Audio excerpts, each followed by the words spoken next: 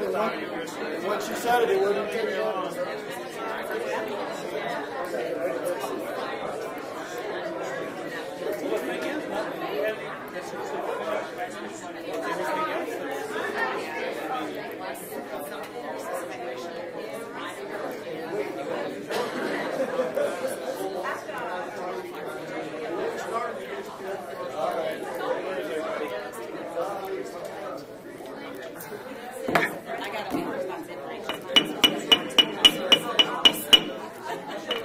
Folks, everybody sit down. Let's get going. Or at least board members sit down.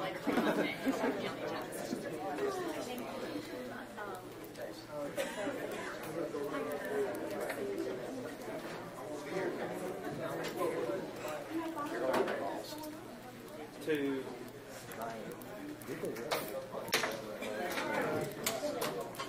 Mr. Craig.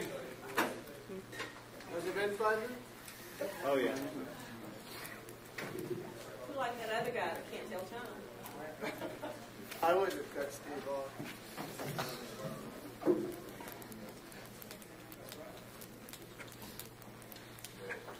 All right, moving on to the action agenda. The first item on the action agenda is the Safe Schools upgrades. Do we have a motion to approve the funds to move forward with these upgrades? I move that we move forward with the recommendation for upgrades to our schools. Is there a second? I'll second it. Okay. Any discussion or further questions from either Dr. Baldwin or Dr. Eggo? Mr. Chairman, this would be, or Dr. Baldwin, I guess, capital outlay funds. Yes. Yes, it would just simply be up front. It would be essentially the mandate from the board that $100,000 be set aside to purchase that equipment for the 26 elementary and intermediate schools, with some research still going on with Mr. Fuchs in terms of our best cost. And how do those systems, I've been through the front of those systems, how do those systems work as it integrates and relates to the other entries and exits, ingress and egress in those schools? I was at Hall Creek last week, and one of those schools dropping something off, so I got buzzed in. Same thing at Woodfin back before Christmas. But how's that? Obviously, I can't get in those doors. Is the entire building locked down with those systems as they work? How does it work in terms of? I know Dr. Adele's talked to our elementary school principals, because that's a very legitimate question. It is, and one that I had in looking at those systems. Those systems will only work for that one door. We will at some point have to come back to the board, potentially looking at keypads for other exterior doors so that we can secure them as well. But right now, the larger concern from the community as well as our elementary principals is trying to do something for that front entry. So it doesn't do, then the other doors, they're locked if they're locked, they're unlocked if they're unlocked, just depending on what's going on at that particular time of the day and what the individual school is doing as it relates to the security of those doors, back doors, side doors, whatever. Because so many of the schools have, in their campuses, if the people are moving around and going inside and outside, there's a lot of different, it's not like going into your home where you may have a back door and a front door and that's it. You've got a lot of access. What we're discussing with principals, if at all possible, is that we're distributing keys to folks that need to go out, like PE teachers, those that go out for recess, so that when they go out those side doors, they can lock, and then they will have a key for entry, trying to eliminate having all those doors open throughout the day. And I think of a school like, of course, where I am, the Black Mountain Primary, which has outdoor classrooms. I mean, there's just no way. Very difficult, because kids are in and out. I mean, when classes change, the hallways are outside, basically. That is correct. And the cafeteria is outside. It is. You've got some inherent design issues with age of the building. But, I always think of Campbell. I know Ms. Byerly, when I bet there's no telling how much time we spent with her trying to determine, because it's almost three. I think of it as three separate schools. There's distance between the pods, and plus we have modular units. That brings up another issue. Those of you that have served on PPSOs, you probably had requests for walkie-talkies because a lot of teachers going out now on the playground have that communication. But I've been locked out of Lester Elementary so many times I almost cried because once you get out there, you're in the field and you can't get in. So, but that's a good thing. Well, I think it's important for us, when we look at these systems, to look at something that can be expanded easily. Yes. So that later on, this is just a first step as far as I'm concerned. Obviously, you folks have been working with Sheriff Van Duncan, and I know there's a lot of things going on there that you'll be getting back to us later as far as other recommendations that can be done. I think this is a good first step, and I think it'll be a good step.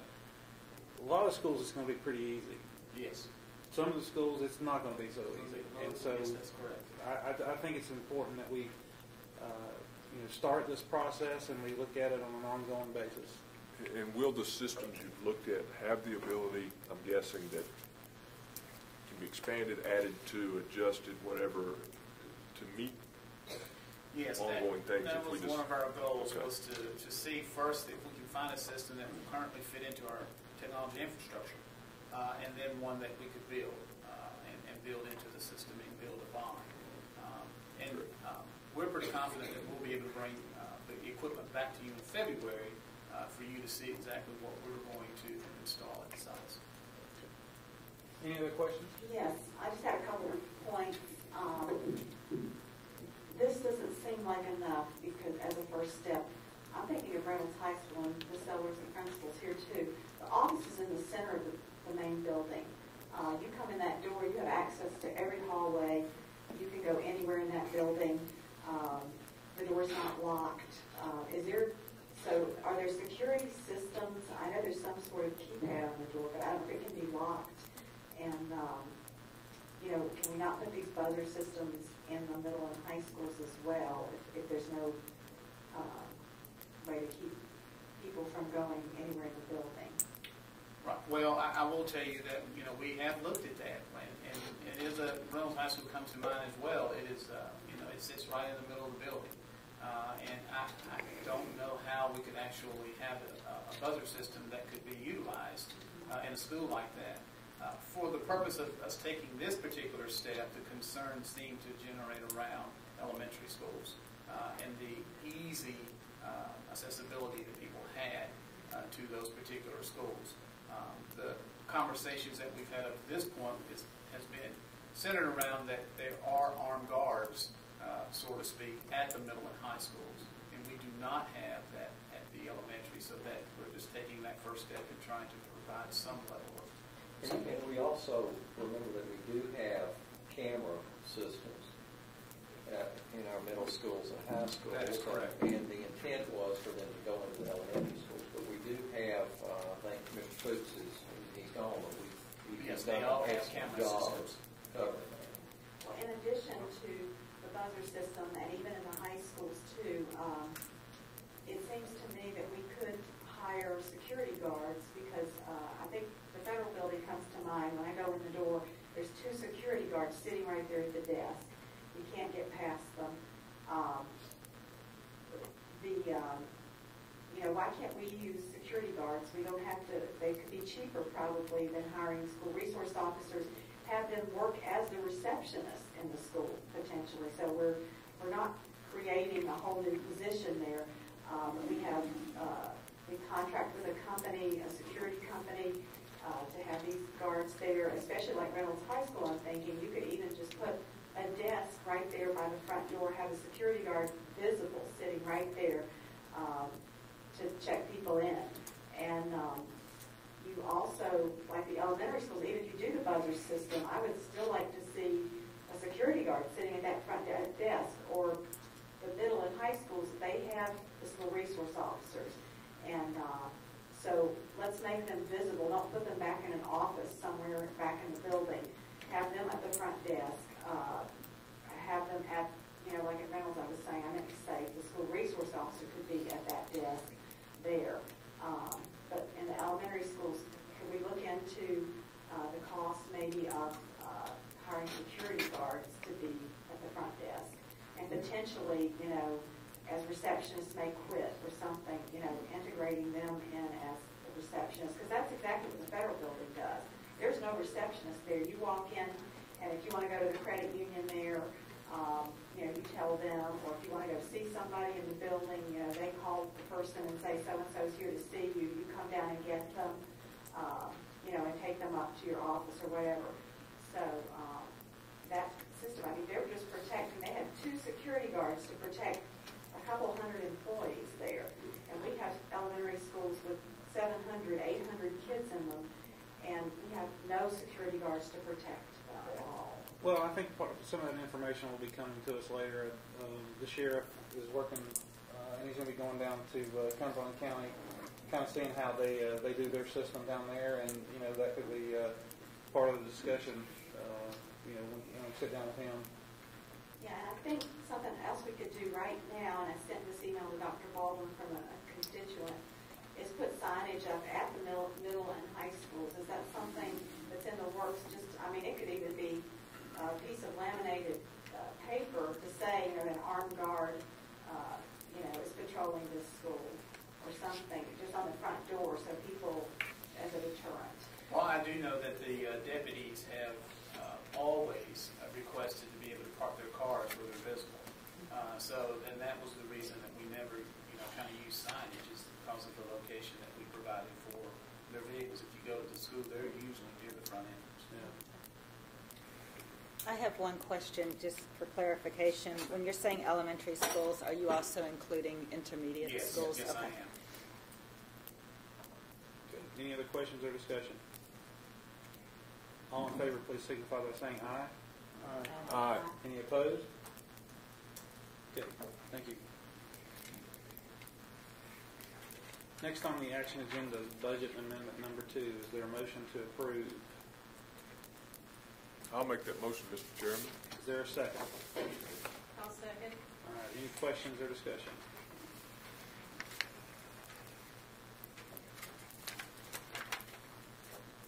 All in favor of budget amendment number 2, please signify by saying aye. Aye. Any opposed? Okay. Next on the action agenda is the personnel report as amended. Is there a motion to approve the personnel report? So moved, Mr. Chairman. Okay, and we have a second. Okay. All in favor, please signify by saying aye. Aye. Any opposed? Aye. Okay, thank you. All right.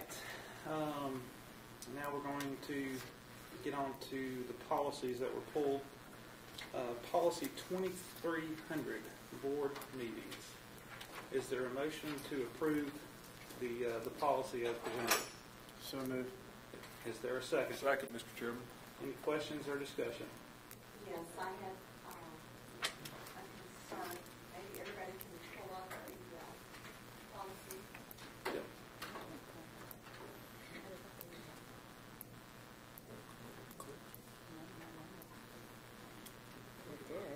Go ahead, Ms. Baldwin.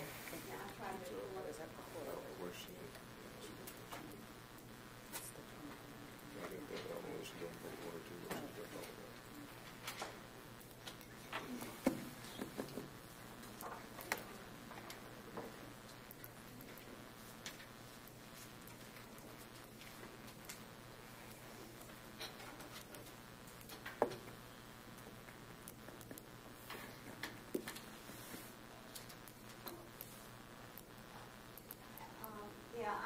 My concern was with the change to letter C, emergency meetings.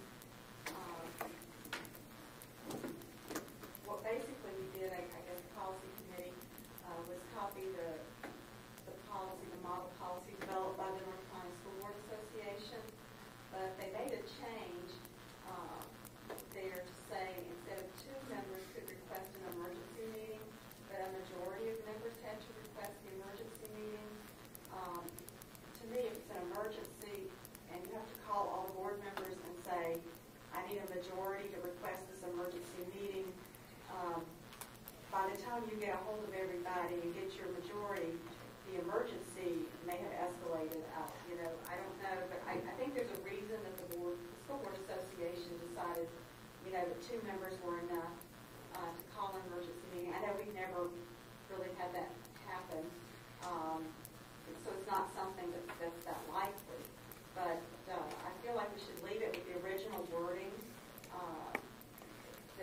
two members, so I suppose what I need to do is amend the motion.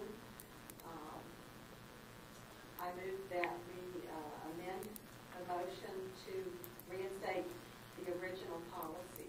Okay, is there a second? I'll second it. All in favor, please signify by saying aye. Aye. Aye. All opposed? Aye. So going back to the original, I'll just make one statement. If you don't have a majority of members present, you can't have a meeting anyway. So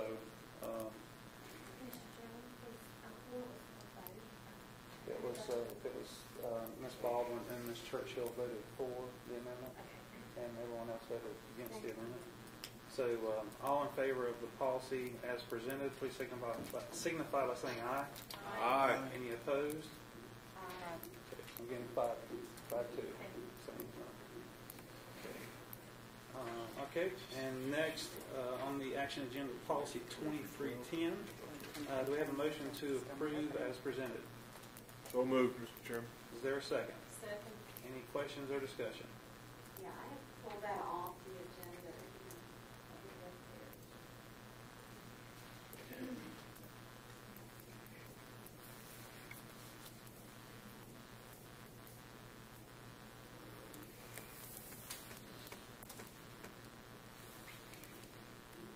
I apologize, I'm trying to find my notes on this. Okay. Letters, I think this is also letter C. Yeah, reports of complaints under letter C.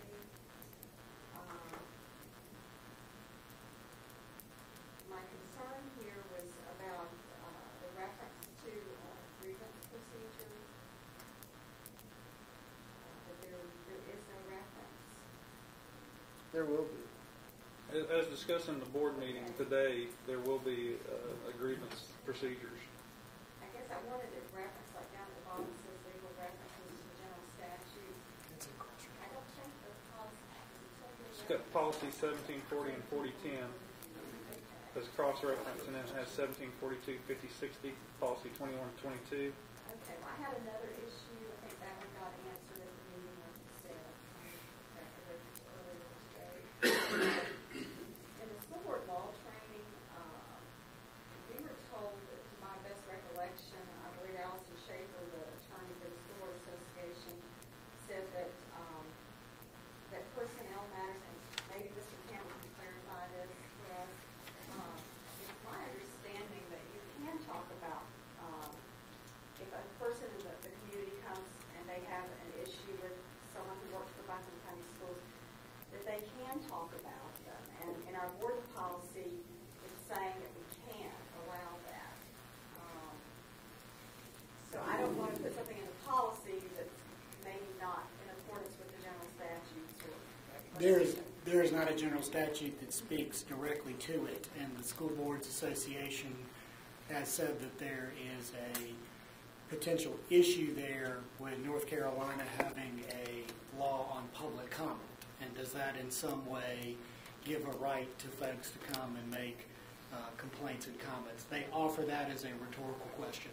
There's not a law on it, and as your legal counsel with these grievance procedures, we're very comfortable with it because, as you know from all the trainings that all of you have attended, if a parent is upset with the outcome of something, they can go through the grievance procedure and thereby get to the board.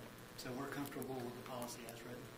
Having sat in that law conference, I came away as confused as I was before because she talked to both sides. It's like one way you could, one way you couldn't. So it wasn't very clear.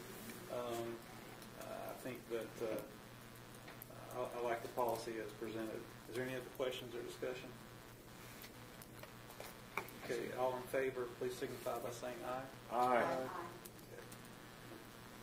All right, I think I have covered everything on the action agenda. Okay, we're going to move on to the consent agenda. We're going to put the October 31st work session that is on the consent agenda. We're removing all of the December 3rd minutes for next month. And then we have student transfers and releases, intent to purchase smart boards, the recommendation for the employee criminal history checks, and then I'm not going to read all the board policies, but everything that's on there minus the two policies that we've already discussed. Mr. Chairman, I move we approve the consent agenda. Is there a second? I'll second. All in favor, please signify by saying aye. Aye. All right, any opposed? Okay. Information agenda, we have some policies for first reading that we went over today in our work session. We have some supplemental line item budget information. Does anybody have any questions or comments about that at this time? Okay, we're going to move on to board directives. First board directive, kind of been tossed around by several folks, was the idea of, so I'm going to kind of make this as a motion to look at, for our administration, to look at personalized technology for students. For what? I'm sorry? For our students. For our students. And so do we have a second? I'll second that. Okay. Questions or comments? There's, I'll just say that I'm very interested in either smart devices, computers, something along those lines for our students. I know there's a lot of different things going on in different schools, and I think I'd like for our administration to look into it. I think if anyone has any information they'd like to supplement and give to the administration, please do so in the next few days. And I think we have the administration look into the feasibility of not only purchasing smart devices, but maintaining and having the proper staffing levels to make sure that that happens in a very productive manner. And there's an article in yesterday's newspaper in Union County. It's called the Inquirer Journal. And it looked like Union County just, their school board met and approved $6.8 million to purchase laptops called Chromebooks. They're only $150 per student.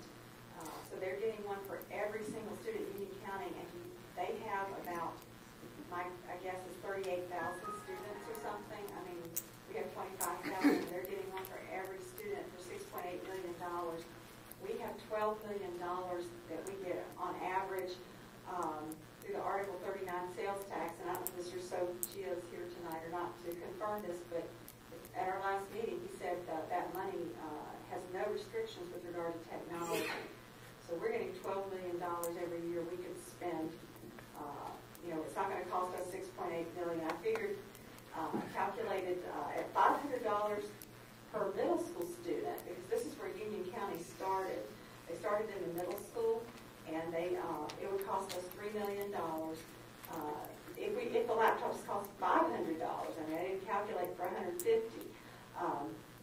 It would cost us $500 to give every middle school student a laptop. And when I talked to that Union County board member today about the audio-visual program they use, he told me that they have seen their discipline in middle schools just practically disappear. The academic success has just gone through, has gone up. This has happened last month. They passed out the Orange County, which is the Chapel Hill area. It's not Chapel Hill City Schools, but Orange County has implemented this laptop program, and they have seen the same success that Union County has seen. And I'm hoping, I'll send everybody a video I got from a constituent. I thought the timing was perfect.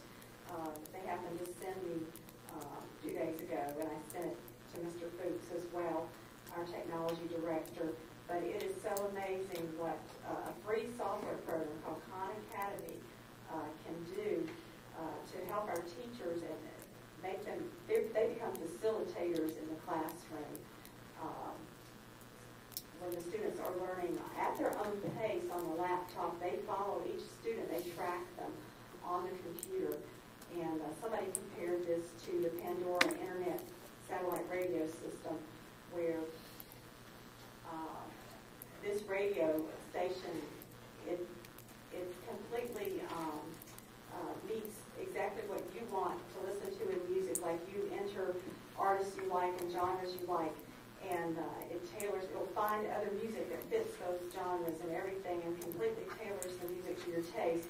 Well, that's exactly what Khan Academy does, because the student will get a problem wrong, and it will completely tailor another problem for them. There's a lot of options out there, and that's what we'll ask the administration to do, is look into all those options, let us know what they are. Okay. I just have one quick Okay. comment, and I'll be brief. Just something that may not have been considered, but as a healthcare professional, I think about it all the time. Using the laptop as opposed to carrying 20 pounds of books, when you're a sixth grader. We're getting soft. You have to carry this book. I mean, come on. I'm just thinking that they're going to have to take care of us when we're old, and if they have bad backs and they can't turn us in the nursing homes, then there's going to be a problem. So that's just one more advantage from the health standpoint, is that I think it's better for our children to not have to lug around 20 plus And pounds. the other amazing thing that they told me about the textbook issue in Union County, they actually last year spent less money repairing laptops than they spent repairing or replacing textbooks. So it was amazing.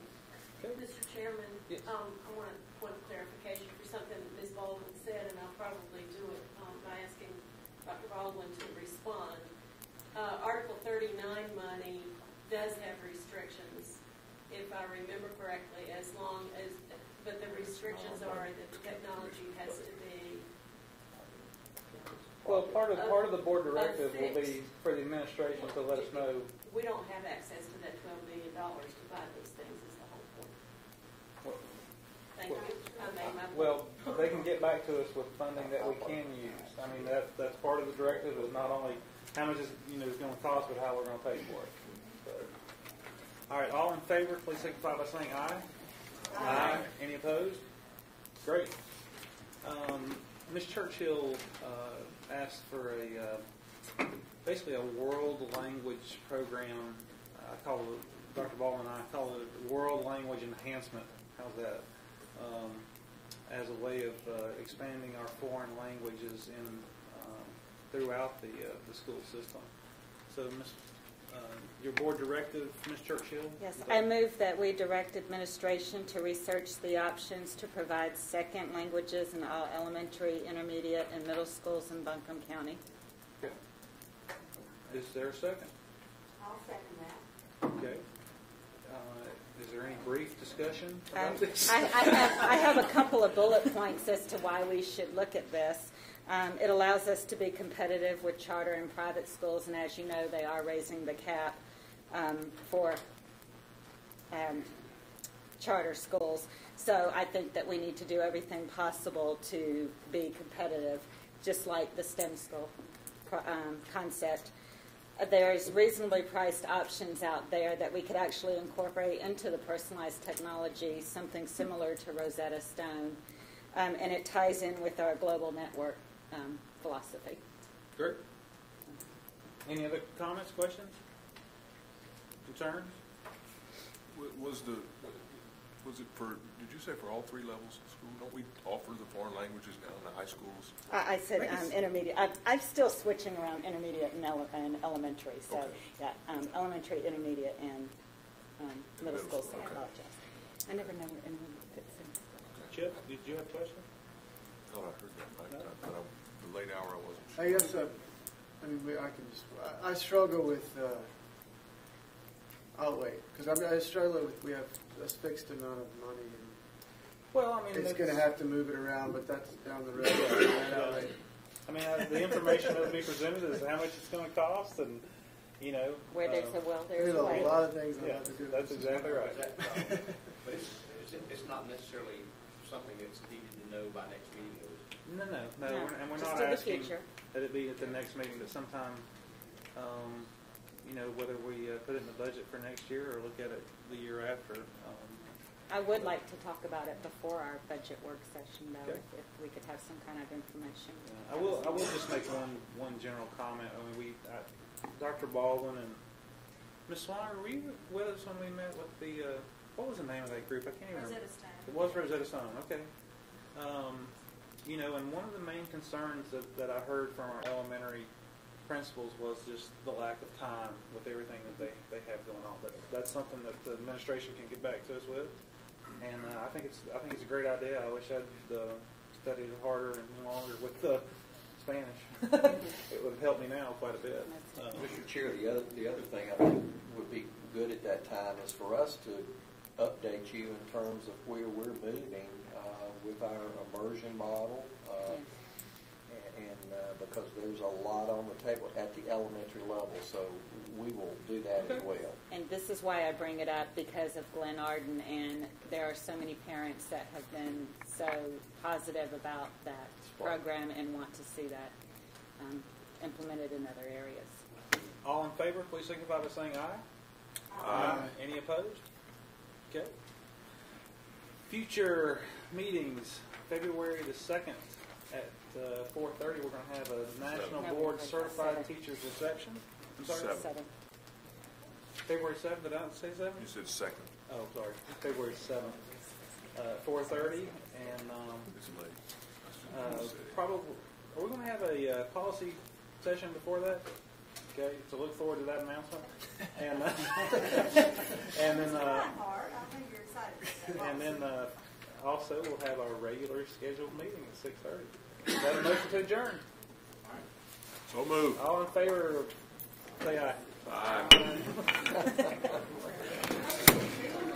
Please stay. Yeah.